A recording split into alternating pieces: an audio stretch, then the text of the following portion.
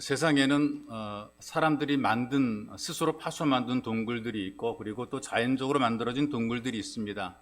로마의 카타콤 같은 데를 가게 되면 신앙의 자유를 위해 사람들이 굴을 파고 그 안에 거주를 하면서 지상 밖으로 나오기를 간절히 원했지요. 그런데 자연적인 동굴들이 꽤 많이 있어서 관광객들을 모읍니다. 이를테면 강원도 영월에 가게 되면 천연 기념물인 고수동굴이 있고요. 울산에는 자수정 동굴이 있고요. 또 충주에는 화록 동굴이 있다 그래요. 그리고 세계적으로 유명한 관광지를 가게 되면 유명한 동굴들이 많이 있습니다.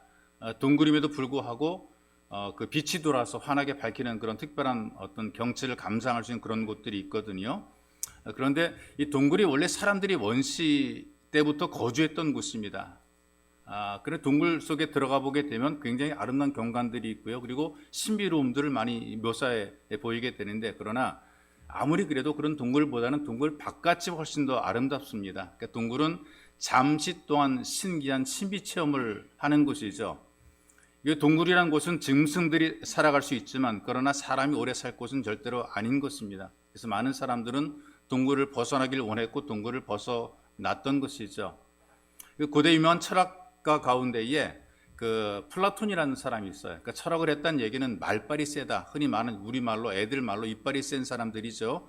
이분이 쓴 책 가운데 하나가 국가론 또는 공화국이라는 책이 있는데요. 그 책의 실장에 보게 되면 동굴의 뷰라고 하는 그런 이야기가 나옵니다. 이런 내용이에요. 동굴 속에 죄수들을 끌어모아놨습니다. 어릴 때부터 손발은 물론이거니와 목까지 묶여 있었기 때문에 고개를 돌리지 못하고 앞만 바라보고 살게 만들어 놓았어요. 어디를 보느냐? 오직 동굴 벽만 바라보고 살아갑니다. 근데 그 벽에는요, 그 동굴 입구로부터 들어오는 빛으로 인해서 그림자들이 생깁니다. 어른거리는 그림자들, 그리고 다양한 모양의 그림자들이 만들어지게 되고요. 또 입구에는 길이 있어서 사람들이 지나다닙니다. 동굴 바깥에 사람만 지나가는 것이 아니라 기구를 가지고 지나가죠. 말을 타고 지나가기도 하고 소 달구지를 끌고 지나가기도 하고 또는 다양한 물건을 들고 지나가는 것이죠. 그럼 이 벽면에는 여러 가지 다양한 그림자들이 만들어지게 됩니다. 이 동굴 속의 사람들은 쇠사슬에 묶여있기 때문에 벽에 보이는 그림자만 바라보는 것이고요. 그 그림자를 통해 들리는 그 이야기가 세상의 전부인 것으로 알고 살아가요. 그러던 어느 날 죄수 한 사람을 풀어줘서 동굴 바깥의 세상을 보여줍니다. 그 죄수가 동굴 바깥으로 나왔어요. 거기에는 푸른 하늘, 맑은 공기, 초록으로 물든 푸른 초장을 보게 됩니다. 놀라운 세상을 바라보면서 진짜 세계가, 우리가 바라봤던 동굴 속의 세계가 아닌 진짜 세계가 있다는 것을 깨닫게 되죠. 그래서 동굴 속으로 들어간 그 죄수가 동굴 속의 죄수로 남기보다 차라리 내가 죽더라도 천대를 받더라도 나는 동굴 바깥에 살기를 간절히 원한다. 이제 그런 이야기입니다. 여러분들이 살아가는 삶의 모습을 보게 되면 내가 처한 현실, 내가 살아가는 세상, 내가 알고 있는 이 삶 현장이 전부인 것처럼 생각이 됩니다. 다시 말하게 되면 어떤 고생이나 어려움이 있을 때에 내가 겪는 게 가장 큰 고통이고 가장 힘들고 가장 어려운 것이 된다는 얘기죠. 이야기를 해보게 되면 제가 제일 고생했대요. 군대 이야기하게 되면 어떤 군대를 갔든지 자기가 제일 많이 고생을 했다. 살아온 사람들의 이야기를 들어보게 되면 내가 가장 밑바닥에 생활했다라고 자기가 가장 힘들고 어려웠다라고 얘기를 하게 됩니다. 남들이 팔다리를 자르는 수술이 힘들고 어려워도 자기 손톱 밑에 박힌 이 가시를 빼는 것, 이것이 굉장히 더 고통스럽다라고 얘기를 하는 것이죠. 그러면서 일반적으로 사람들의 기본적인 생각이 이것입니다. 어차피 이렇게 살다가 죽으면 끝인데 그런 생각을 가지고 인생을 산단 말이죠. 동굴 속의 죄수들도 벽에 드리워진 그림자, 그리고 거기서 들리는 그 소리를 통해서 이것이 인생의 전부라고 믿다가 그렇게 죽습니다. 우리는 그런 그 동굴 속의 죄수를 어리석다 이렇게 얘기를 하게 되는데요. 실제 이 동굴 바깥의 세상이 있어요. 이걸 못 봤습니다. 경험하지 못했습니다. 그러니까 당연히 내가 보는 것, 내가 들리는 것, 이게 전부인 것으로 믿은 것이죠. 여러분들에게 들려진 말씀, 여러분과 함께 교도한 이 말씀 속에 보게 되면 동굴 속에서 죄수처럼 갇힌 사람이 등장하게 되죠. 바로 엘리야입니다. 지금은 실패자의 모습으로 동굴 속에 들어가 있거든요. 낙심했고 좌절했고 탈진했어요. 아무것도 할 수 없는 그런 상태였죠. 사람들이 살아갈 때 이렇게 살아갑니다. 나 한번 잘 살아보겠어. 난 멋지게 살아볼래. 그런데 현실을 살다 보니까 이게 안 될 때가 너무나 많죠. 갑갑하기도 하고 실패하기도 하고 희망을 잃어버리기도 하고 처음에 먹었던 청원의 꿈들이 전부 다 꺾이기도 하고 계획했던 멋진 어떤 인생의 계획들이 전부 다 실패로 돌아갑니다. 한번 멋지게 사업을 일으켜서 내가 한번 성공해서 폼나게 살아보겠다. 그것도 안 되는 경우들이 있고요. 내가 한번 그 최고의 대학에 들어가서 내 한번 어깨 힘주고 한번 내가 자랑해 보겠다. 이것도 안 되는 경우들이 있고요. 사람들이 꿈은 야무지지만 그러나 살아보니까 이게 마음대로 안 되는 경우들이 있단 말이에요. 그래서 좌절하죠. 이것이 바로 동굴 속에 갇혀있는 그런 상태입니다. 현실의 벽 앞에서 좌절하는 것입니다. 그리고 어떻게 하느냐? 살다 보면 이런 생각을 하게 되죠. 원래 세상은 그래. 그리고 스스로 포기하고 살아갑니다. 이 동굴에서 벗어날 생각을 하지 않아요. 나오라 그래도 뭐 어쩌라고 그대로 머물러 있는 경우들이 많단 말이죠. 자, 지금 엘리야가 동굴 속으로 들어갔어요. 거기서 끝인가? 우리는 성경을 읽어보니까 동굴 속으로 기어 들어갔지만 그러나 거기서 끝나지 않았습니다. 이 동굴의 체험을 한 이후에 하나님께서 이 엘리야를 역사의 무대에서 더 강력하게 쓰시는 모습을 우리가 말씀을 통해 보게 되는 거죠. 동굴 속에서 어떤 변화가 만들어진 겁니다. 뭔가를 발견한 것이죠. 동굴 속에서 그는 절망과 처절한 좌절을 겪었지만 그러나 그걸 극복해냈기 때문에 거기서 기어 나왔기 때문에 더 귀하게 쓰임받은 것입니다. 바로 우리 하나님께서는 실패와 어려움을 통해서 동굴 속에서 엘리야를 가르치고 계신 것입니다. 그 하나님께서는 엘리야만 가르치는 것이 아니라 오늘 여기에 모이신 여러분들도 가르치는 것입니다. 이 동굴 속에서 자기의 모습을 제대로 보기를 원하시는 거죠. 지금 말씀 속에 이런 말씀이 기록이 되어 있어요. 만사를 포기했어요. 죽고 싶은 겁니다. 동굴 속에 들어앉아 있는 겁니다. 그런 엘리야에게 물으시죠. 9절의 중간에 이렇게 물으십니다. 여호와의 말씀이 그에게 임하여 이르시되 엘리야야 내가 어찌하여 여기 있느냐? 네가 왜 여기 있느냐? 그때 엘리야가 뭐라고 대답합니까? 10절의 말씀입니다. 그가 대답하되 내가 만군의 하나님 여호와께 열심히 유별하오니 전에는 특심하다 이렇게 했어요. 이는 여호와의 자손이 주의 언약을 버리고 주의 제단을 헐며 칼로 주의 선지자들을 죽였음이오며 핍박을 받아서 하나님을 믿는 경건한 사람들이 싹 사라져버리고 말았고 지금 경건한 사람이 아무도 없다. 믿음을 지키는 사람이 없어졌다. 오직 나만 남았다. 그들이 내 생명을 찾아 빼앗으려 하나이다. 진실한 믿음을 가진 사람들이 다 사라져버리고 나 하나 겨우 믿음 지키고 살아가는데 나마저 죽이려고 합니다 이거예요. 하나님 앞에서 실패를 설명을 합니다. 자기 외로움을 하나님께 호소합니다. 원래 이 엘리야가 이렇게 나약한 사람 아니거든요. 성경 읽어보니까 자기 홀로 850명의 우상 숭배자들, 바알과 아세라 우상을 숭배하던 사람들과 상대했던 대담한 사람입니다. 3년 6개월 동안에 비가 오지 않도록 기도했던 능력의 사람입니다. 기도했더니 비가 안 왔단 말이죠. 이스라엘 전체가 가뭄으로 먹을 것이 없었습니다. 그런데 엘리야가 가는 곳은 먹을 것이 떨어지지 않았단 말이에요. 엘리야가 굶어 죽지 않았습니다. 굶지 않았단 말이죠. 어떻게까지 하나님께서 이 엘리야를 챙기시느냐? 까마귀를 보내서 엘리야를 먹을 것을 날라다 주신 것을 성경이 우리에게 증언해 주고 있단 말이죠. 엘리야를 섬겼던 과부가 있어요. 아들이 죽었을 때 그 죽은 아들을 살려낸 것이 바로 엘리야입니다. 그리고 아합 왕은 아내한테 가스라이팅을 당해가지고 이 심각한 우상 숭배자가 됐는데 이 아합의 마음을 돌이켰어요. 이세벨이 앙심을 품을 정도로 아합의 마음을 돌이켰어요. 그리고 우상 숭배에 빠져있던 백성들의 마음을 돌이켰어요. 이 정도면 그 누가도 비교할 수 없을 정도로 대단한 영향력이 있습니다. 그런데 다른 선지자들이 고통을 당하고 많이 죽임을 당했습니다. 무엇보다도 왕후인 이세벨의 권력을 가지고 자기를 죽이겠다고 공언을 했어요. 근데 그 말을 듣고 낙심하게 된 것이죠. 사람이요 대단한 것 같은데 말 한마디로 꺾이더라고요. 한순간에 무너져 내리는 것입니다. 그 당당했던 사람이 말 한마디에 도망다니는 비굴한 처지가 된 것입니다.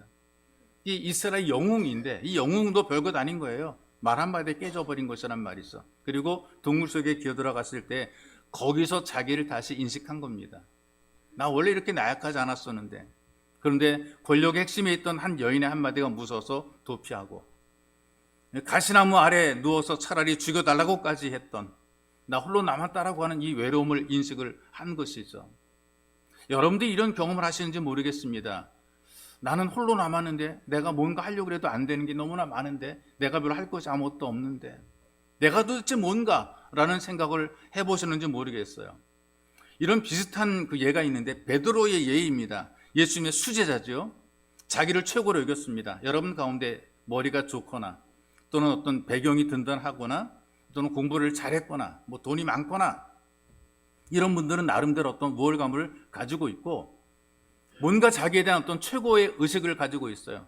실제로 대단하지요. 그 정도면 베드로도 무리를 걸었을 만큼 대단한 사람 아닙니까? 주는 그리스도 살아계신 하나님의 아들이라고 고백해서 그 신앙 고백 위에 교회가 세워질 정도로 그는 믿음이 참 출중한 그런 사람이죠. 예수님이 잡히시기 전에 뭐라고 장담합니까? 다 주님을 버릴지라도 나는 절대로 주님을 떠나지 않을 거라고 장담을 했어요. 근데 그 말이 끝나자마자 예수님께서 경고해요. 경고. 내가 오늘 밤에 달기 울기 전에 3번 나를 부인할 것이다. 그 경고 말씀을 듣게 되었을 때 베드로가 불쾌했죠. 왜 불쾌했는가? 나를 그렇게밖에 여기지 않는가? 내 실력을, 내 능력을, 내 은사를, 이 나의 대단함을 그렇게밖에 여기지 않을까? 신앙생활을 열심히 한다, 난 누구보다 잘한다라고 생각하는 사람일수록 어떤 경고라든가 어떤 격려의 메시지, 뭔가 주의를 주는 그런 메시지를 듣게 될 때 서운한 거죠. 서운합니다. 아니 나를 겨우 그 정도밖에 생각하시나? 그 정도밖에 생각 안 하시나? 베드로가 더욱더 강조하잖아요. 주님, 나는 죽는 자리라도 끝까지 따라갈 겁니다. 나를 그렇게 보지 마세요. 큰 소리 쳤어요. 근데 여러분, 생각하는 것과 현실은 다른 거예요. 여러분들이 장담하는 것과 부딪히는 현실은 다른 거예요. 마음으로는 다 할 것 같죠? 못할 것이 없을 것 같아요. 그런데 현실에 딱 부딪히게 되면 달라지는 사람들이 너무나 많다는 얘기죠. 믿음을 난 잘 지킬 것만 같아요. 그런데 현실에 부딪히면 이게 아니란 얘기예요. 다 좋을 땐 누구나 다 좋아 보이고 다 잘하는 것처럼 보여요. 그런데 위기를 만나면 달라지는 사람이 너무나 많으니까 문제란 얘기죠. 이 베드로가 평상시에는 정말 주님의 죽을 자리까지 따라갈 것처럼 생각했는데 어린 여종이 당신도 예수당이라고 정체를 밝히니까 깜짝 놀라 뒤로 자빠지잖아요. 나 줄을 모른다고. 3년 동안 쌓았던 정도, 의리도, 예의도, 도리도 다 무너져 내리고 말았단 말이에요. 3번, 그것도 한 번, 3번씩이나. 그때 주님의 눈과 마주치게 되었고 달기 울었습니다. 성경에 보니까 이 베드로가 바깥에 나가서 심히 통곡했다라고 기록하고 있는데 자기의 연약함을 직면한 통한의 눈물이겠죠. 그러니 부활의 주를 만날 용기마저 없었습니다. 자, 여기 엘리야를 보십시다. 또 베드로를 보십시다. 자기들이 대단한 존재로 그들은 스스로 인식을 했어요. 나만큼만 하라 그래. 나만큼만 하라. 나보다 잘하는 사람 있어. 나와봐. 근데 여러분, 이렇게 대단하고 잘난 존재들임에도 불구하지만 말 한마디에 무너질 수밖에 없는 연약한 존재라는 사실을 동굴 속에 기어 들어가서 발견한 거예요.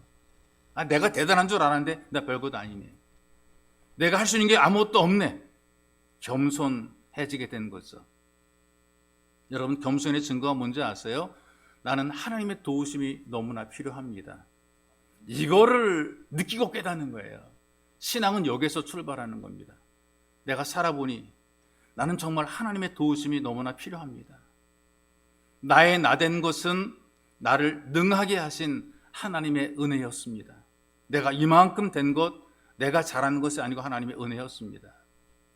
이걸 고백할 때에 믿음이 자라게 되는 것이고 쓸만한 사람으로 인정받게 되는 것이 있어. 사람들은 이렇게 생각해요. 자기가 가졌던 경험, 살아온 연륜, 배운 지혜, 이걸 너무나 대단하게 여기기 때문에 이거 자랑하잖아요. 만날 때마다 이런 것들 자랑합니다. 그런데 작은 말 한마디에 시험 들잖아요. 작은 사건에 무너져 내립니다.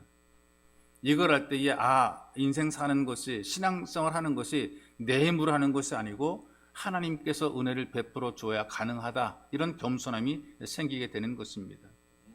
그래서 이 엘리야의 동굴이라고 하는 것이 엘리야를 파괴시키거나 낙심시키는 것이 아니라 알지 못했던 자기를 발견하는 계기가 된 것입니다. 이걸 우리가 우리의 삶에 적용해 보게 되면 인생에서 실패했다고 생각하는 사람이 있을 겁니다.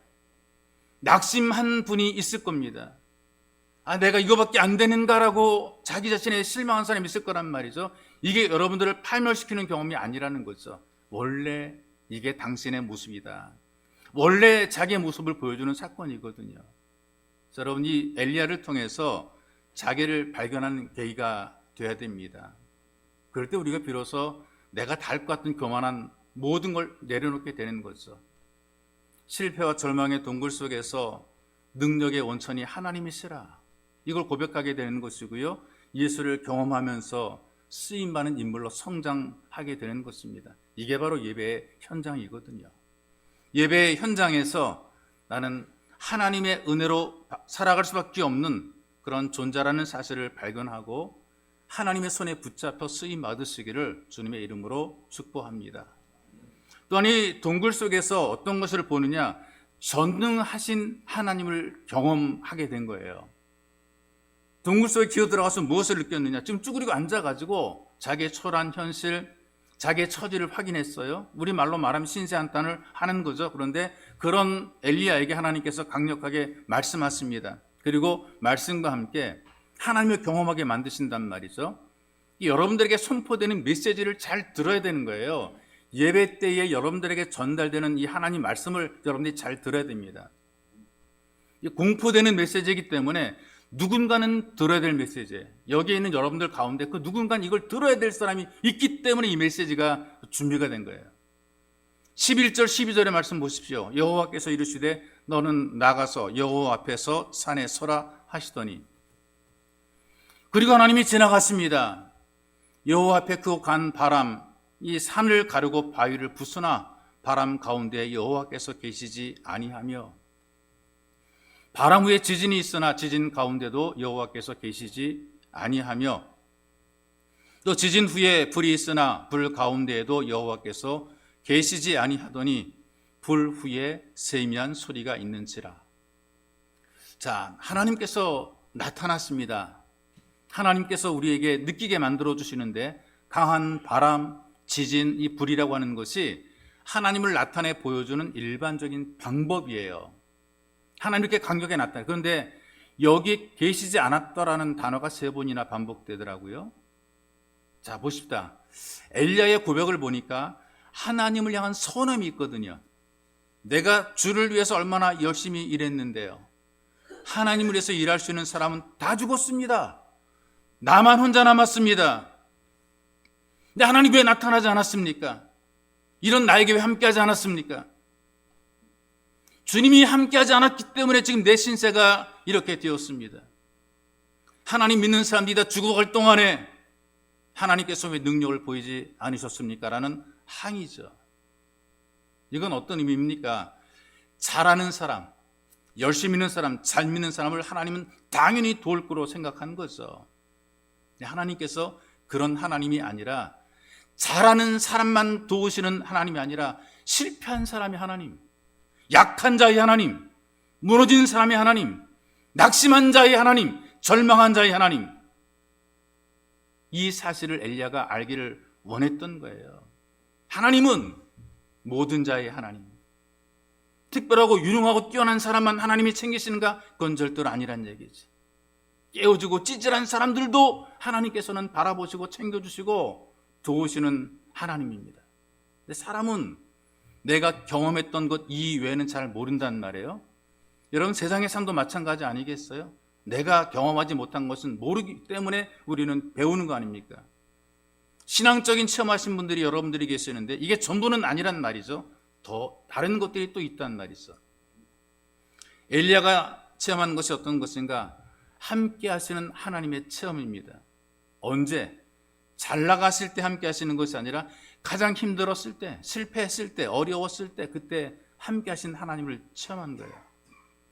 19장 5절 7절에 이렇게 말씀이, 단어가 반복된 단어가 어루만지다라는 단어, 어루만지다. 엘리야를 어루만지셨단 말이죠. 하나님의 특별한 목적과 의도를 가지고 위로를 하거나 어떤 메시지를 줄 때 사용하시는 이 메시지 단어가 어루만진다. 그냥 어루만지는 것이 아니라 새 힘도 주고 상황도 바꿔주고 뭔가 하게 만들어주는 그런 어루만짐이 있어. 죽겠다라는 생각으로 만사를 포기해버렸을 때에 어루만져 주셔서 새 힘도 주고 능력도 준 것입니다. 이 어루만짐 속에 담겨진 의미, 너는 내 것이야, 나는 너를 사랑해라, 그런 의미를 담고 있는 거예요. 하나님의 스킨십이 있어. 다 포기해버렸어. 에이 모르겠다, 이렇게 살다 죽으면 끝이지. 그렇게 있을 때에 하나님께서 어루만져 주심으로 하나님의 스킨십을 통해서 지금도 나는 너를 챙기고 있다. 너 잘할 때, 네가 뛰어나서 나 위해 열심히 일할 때 그때뿐이 아니라 다 내려놓고 포기하고 아무것도 못하고 손 들고 있을 그때, 그러나 그래도 나는 너의 하나님이다, 걱정하지 말아라, 이런 위로를 주고 있는 거란 말이죠. 여러분, 지금도 하나님께서는 말씀으로 여러분들을 어루만지고 계시는 것입니다. 두려워하지 말아라, 내가 너와 함께 함이니라. 놀라지 말아라, 나는 너의 하나님이 됨이니라. 내가 너를 굳세게 하리라. 내가 너를 도와주리라. 나의 의로운 오른손으로 내가 너를 붙들리라. 하나님께 주시는 메시지예요. 우리를 어루만지시는 하나님의 말씀이란 말이죠. 예배자들이 바로 이렇게 말씀의 스킨십을 통해서 위로받게 되는 것입니다. 절망 가운데서 소망을 갖게 하는 것이죠. 엘리야는 자기의 경험만 고백했어요. 자기의 경험만. 어떤 경험? 다 죽고 나만 남았습니다. 희망이 없습니다. 다 절망입니다. 이 동굴 속에서 내가 할 수 있는 것은 아무것도 없습니다. 그런데 하나님께서는 아니다. 구원의 역사, 하나님의 역사는 중단되지 않고 계속 이어지고 있다. 지금도 여전히 네가 모르는 우상 바알에게 무릎 꿇지 않고 있는 7천 명이 있다. 신앙을 배반하지 않고 믿음을 지키는 사람들이 여전히 있다는 것이죠. 그러면서 하나님께서는 엘리야가 절망한 그 순간에도 엘리야를 쓰심으로 계속해서 일들을 만들어 가시는 것을 목격을 하게 돼요. 그리고 그에게 어떤 일을 할 것인가를 말씀을 해 주십니다. 지금까지 엘리야는 어떻게 했느냐? 불법과 불신과 싸웠어요. 그리고 승리하는 그런 일에 쓰임받았어요. 악한 자를 두드러 패서 물리치는 그런 일에 쓰임받았어요. 아직까지 남겨진 그 일이 어떤 것인가? 왕을 세우는 일을 엘리야가 해야 됩니다. 그것도 두 나라의 왕을 세워야 됩니다. 그리고 또 후계자도 세워야 됩니다. 후계자를 세운 일을 해야 됩니다. 가리켜서 자기처럼 하나님 말씀을 전하는 일꾼을 세우는 거죠. 그리고 남겨진 7천 명을 통해서 많은 사람을 하나님 백성으로 살아갈 수 있도록 돕는 그 일을 맡겨 놓으신 것이죠. 나는 약하나 하나님은 강하시고, 나는 못하지만 하나님은 하시고, 나는 무능하나 하나님은 전능하시고, 이걸 깨닫게 만들어 놓으신 이후에 하나님의 일을 하게 하는 거예요. 그 전까지 하게 되면 내가 한 게 되는 거예요. 하나님이 하신다는 것을 깨닫게 만들어 놓은 거죠. 자, 신약의 베드로를 보니까 예수님께서 베드로한테 사명을 맡기시죠. 내 양을 치라고 이제 사명 맡기실 때, 그때 어떤 때입니까? 막 예수님처럼 무리를 거릴 때 사명 맡긴 거 아니에요. 주님을 지키겠다고 막 칼 빼들고 막 그 예수님을 방어할 때, 그때 어떤 일을 맡긴 것 아니에요. 예수님 부인하고, 세 번 부인하고, 영적 자존심이 완벽하게 구겨지고, 정말 부끄럽고 창피하고 어디 말도 못하게 했고, 고향 바닷가로 내려갔죠. 예수님이 찾아오시잖아요. 내가 너를 사랑하느냐 물으심으로 베드로를 일단 회복시켜 놓으시고, 그 다음에 이 베드로의 대답이 어떻습니까? 주님이 아십니다. 예전엔 내가 주를 위해 이렇게 말했던 베드로가 주님이 아십니다. 많이 겸손해지고 다듬어지고 성숙해졌어요. 이런 베드로에게 내 양을 치라고 맡기셨단 말이죠. 내 양을 치라. 내가 이렇게 말했던 베드로, 예전엔 저요라고 말했던 베드로, 나는 절대로 주를 떠나지 않고 다 주를 버릴지라도, 이렇게 굉장히 남들을 무시하고 자기를 대단하게 여겼던 그 베드로, 그때 일을 맡긴 것이 아니라, 네가 나를 사랑하느냐? 예, 주님이 다 아시지 않습니까? 이 부족함도 못남도, 그러나 내 마음속의 중심은 주님 향해서 내가 마음이 늘 있다는 것 주님께서 아시지 않습니까? 이런 고백할 때에 됐다, 너 내 양을 치라 라고 양을 맡기신 거죠. 미국의 한인교회 그 고려대학교에서 수학 강사를 했던 그 부목사님이 사역을 해요. 시카고 대학에서 신학을 공부를 했어요. 이분이 이런 말을 했답니다. 수학 잘하는 사람은 절대로 수학 선생에서는 안 됩니다. 수학을 잘하는 그 사람이 수학 선생을 하게 되니까요, 수학을 못하는 애들을 도무지 이해를 못하는 거예요. 그래서 참 머리만 주워박는 거예요.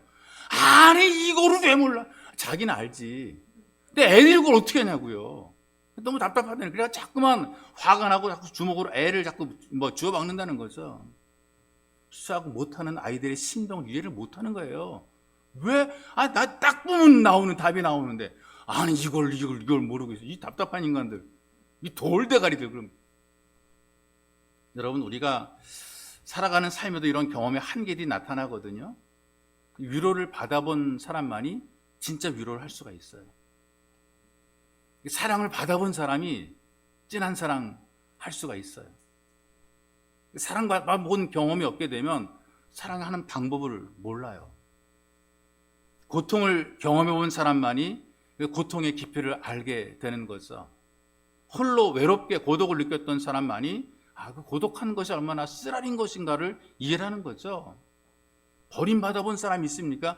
그런 사람이 버림받은 인생이 얼마나 비참한가를 알게 되는 거예요.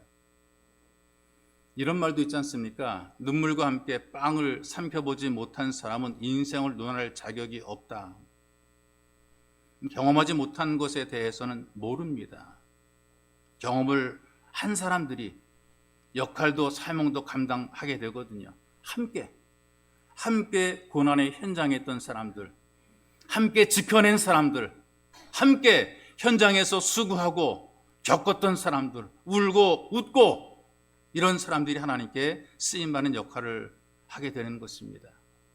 그렇다면 여러분, 이 동굴의 고난이라고 하는 것이 이전에 알지 못했던 하나님을 새롭게 경험하는 기회가 되는 것이죠.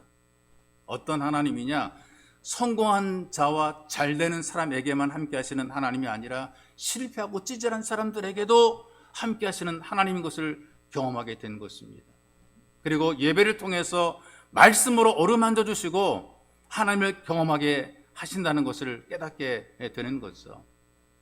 자기가 경험한 것이 전부인 줄 알고 동굴 속에 웅크린 성도들에게 예배를 통해 하나님께서는 하나님을 경험하게 만드십니다. 이 동굴의 경험을 통해서 이 동굴을 벗어나서 쓰임받게 만드시는 거죠. 여러분, 예배를 드리시면서 기도하고 찬양하고 말씀을 들으시면서 살아계신 하나님을 경험하고 실패와 절망을 벗어나서 하나님께 쓰임 받으시기를 주님의 이름으로 축복합니다. 그리고 하나님께서는 동굴의 경험을 통해서 침체에서 벗어나게 해요. 아무것도 못하는 무기력한 이 침체에서 벗어나게 만들어 주시는 거죠. 그래야 이 동굴에서 벗어나 쓰임 받게 돼 있어. 하나님께서 엘리야에게 물으시잖아요. 내가 어찌하여 여기 있느냐? 엘리야의 대답이 우리가 아는 것처럼 이렇게 대답하죠. 나는 하나님께 열심히 유별난데 이스라엘 자손들은 다 주님의 언약을 저버리고 주님께 드린 예배를 헐어버리고 선지자들을 핍박을 하고 그래서 결국 나 혼자만 남았는데 내 생명도 그들이 뺏으려고 그럽니다. 하나님께서는 너 왜 여기 있느냐 물으셨는데 지금 대답이 어떤 대답입니까? 나는 열심히 했는데 내 꼴이 형편이 없다라는 대답을 하고 있거든요. 지금 엘리야가 어떤 대답하느냐? 나 주님에서 이런 일 저런 일을 했습니다. 또 짧은 문장 속에서 나라는 단어가 3번이나 반복해 나오거든요. 지금 엘리야가 하나님의 일을 한 것처럼 생각이 되는데 사실은 자기를 한 것이고 자기에게 관심 가진 거죠. 다르게 표현하게 되면 신앙생활 열심히 잘하는데 왜 하느냐? 자기 만족 위한 겁니다.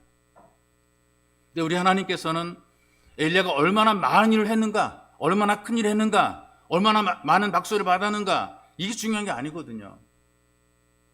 하나님께 중요한 것은 하나님과 동행하고 함께하면서 잘 될 때든 안 될 때든 높아질 때든 낮아질 때든 건강할 때든 약할 때든 하나님과 동행하면서 예배자로 사는 이것을 하나님께서 원하시는 것이란 말이에요.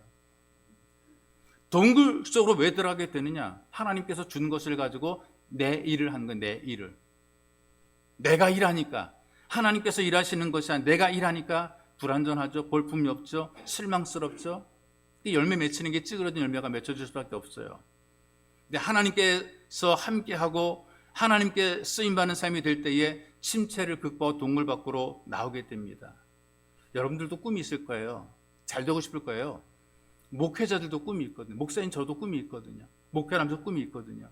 아마 거의 동등 비슷하다고 생각이 되는데, 삶의 의욕을 잃은 사람들이 교회에 와서 하나님 말씀을 듣고 인생의 새로운 방향을 잡고 용기를 얻는 그런 교회를 세우는 것, 고독하고 외로운 사람들이 형제 자매의 손길을 통해서 하나님의 사랑을 느끼는 교회가 되는 것, 상처 아픔이 있다 할지라도 말씀을 통해 치유가 되고 회복이 되는 교회가 되는 것, 갈수록 성장해서 전에 못했던 일도 능히 감당하는 교회가 되는 것, 이런 꿈 있거든요.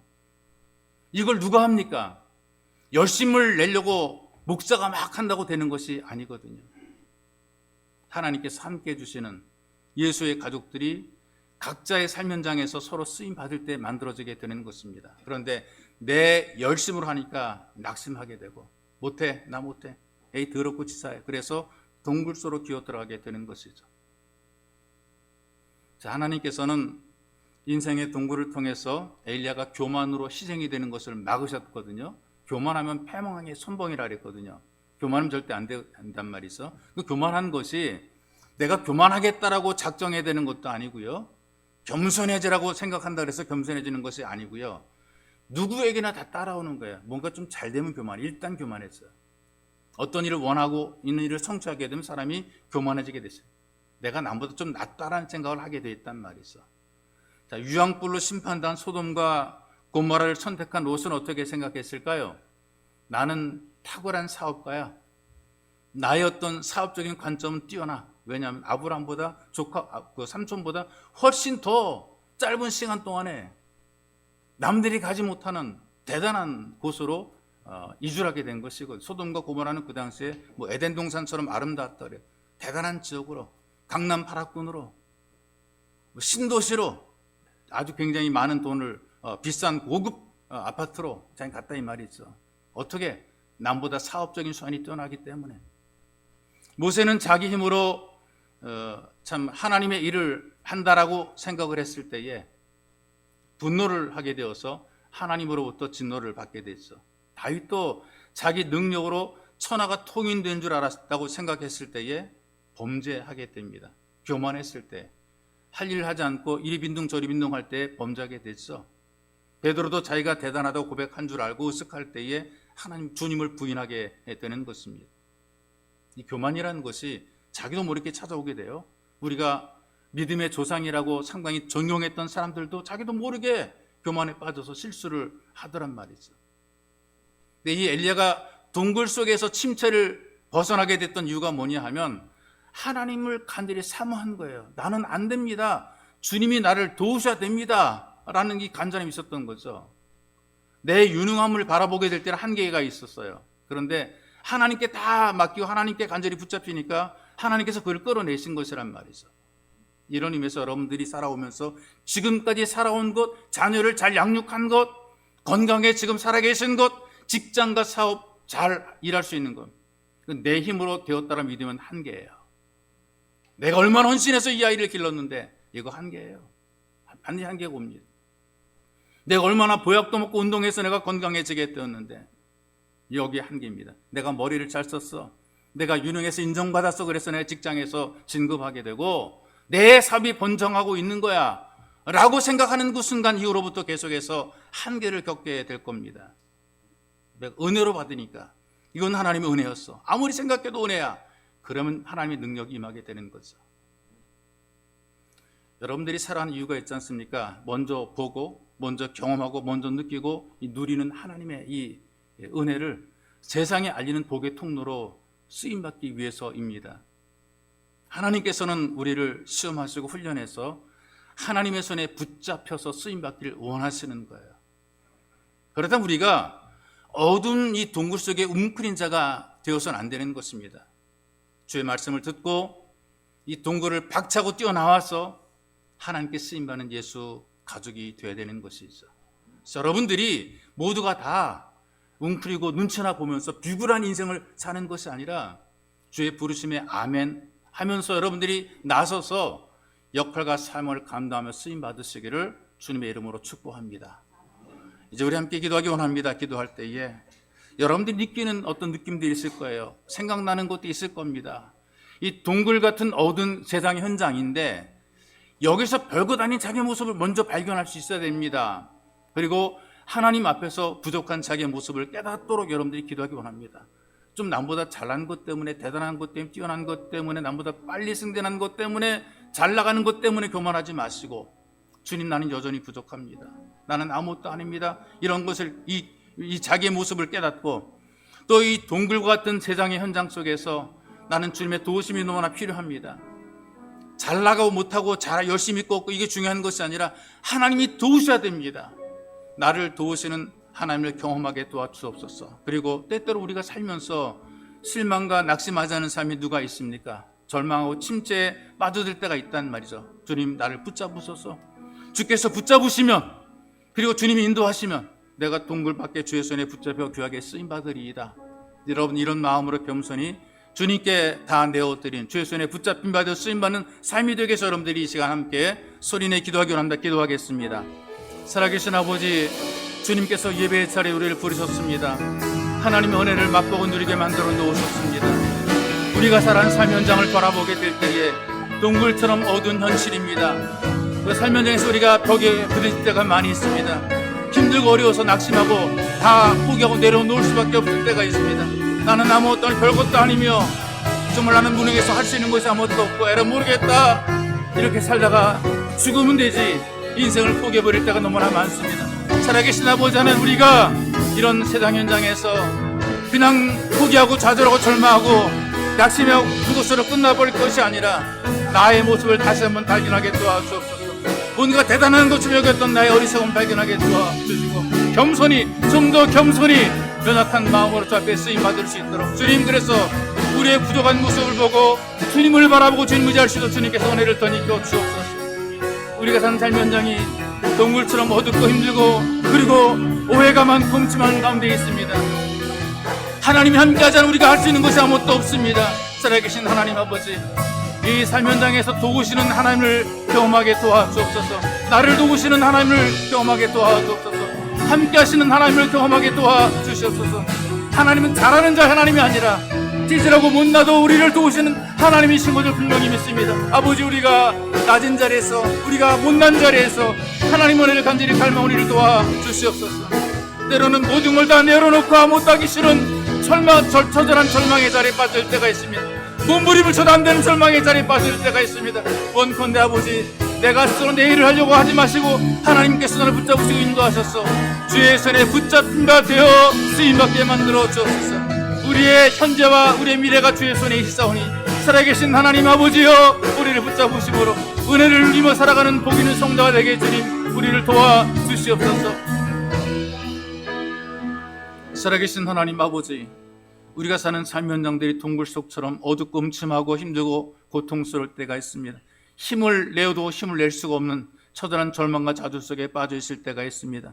그러나 예배의 자리에 우리를 불러주시고 우리의 진짜의 모습을 보게 하신 하나님, 원래 우리가 아무것도 할 수 없는 부족한 존재, 연약한 존재인 것을 깨닫게 하시고 주님 없이는 살 수 없음을 고백하게 하시니 하나님 감사를 드립니다. 이 땅을 살아가면서 아무리 몸부림쳐도 한계가 있음을 알게 하셔서 주님 붙잡고 살게 하시고 기도하고 살게 하시니 하나님 감사와 영광을 올려드립니다. 좀 더 나아보겠다고, 잘해보겠다고 열심을 내보며 남들처럼 잘 살아보겠다고 몸부림을 쳐보지만 그러나 여전히 삶의 현장이 나아지지 않고 그 자리인 모습 속에서 주님, 우리의 처절한 절망을 목격을 합니다. 다 내려놓게 하시고 주님 붙잡게 도와주옵소서. 은혜 없이는 되는 것이 아무것도 없기에 살아계신 하나님, 우리가 주님의 은혜를 갈망합니다. 우리가 지금 사는 삶 현장이 힘들고 어렵습니다. 하나님의 도우심 없이는 벗어날 길이 없습니다. 전능하신 아버지, 하나님께 소망을 두고 기도하며 예배를 드리는 예수 가족을 기억해 주옵소서. 저들의 소망과 중심을 헤아리시는 전능하신 아버지여, 삶 현장에서 주님께 대한 간절한 소망을 품고 주를 의지할 때에 길이 열려지게 도와주시고 보여지게 만들어 주시고 과연 예배를 통해서 저들이 삶의 회복이 되게 만들어 주옵시며 절망의 동굴에서 벗어나 주님께 쓰임받도록 은총을 베풀어 주옵소서. 보배로우신 예수님의 이름으로 기도하옵나이다. 아멘.